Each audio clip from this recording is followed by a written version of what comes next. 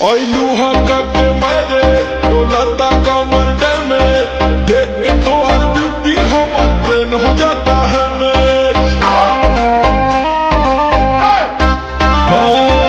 लूहा करके मेरे डोलाता कमर में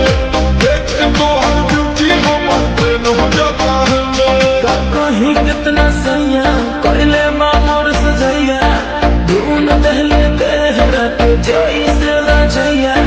छील देल दहिया मुसलम बलम आके बलम बलम आके बलम बलम आके बलम है बलम बलम आके बलम है बलम बलम आके बलम हंस जैसे नरगद के बलम बलम आके बलम बलम आके बलम बलम आके बलम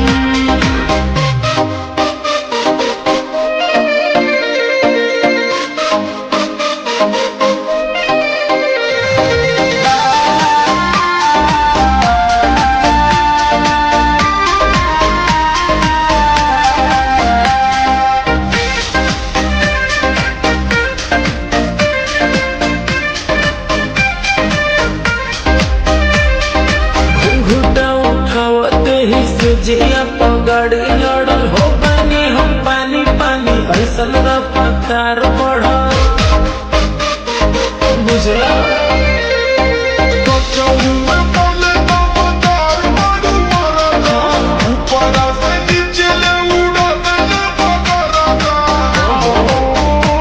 जब भैले कवारी मोर बढ़ल बेकरारी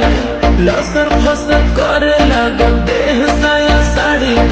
गरम रहे खाके मुर्ग मुसलम बलम आके बलम बलम आके बलम बलम आके बलम है बलम बलम आके बलम है बलम बलम आके बलम धस जैसे नरगद के कलम बलम आके बलम बलम आके बलम बलम आके बलम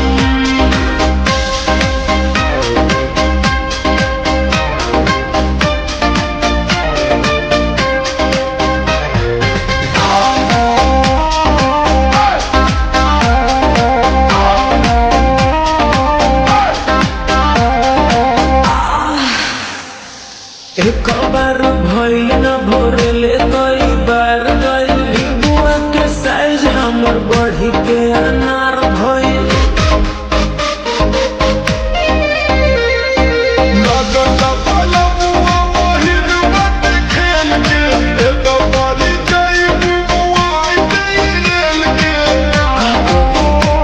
मरले बाले छक्का समर आलो का धक्का हौवे मरद हमर ओही में के पक्का काम नहीं करे तो मलहम बलम आके बलम बलम आके बलम बलम आके बलम है बलम बलम आके बलम है बलम बलम आके बलम जियो दे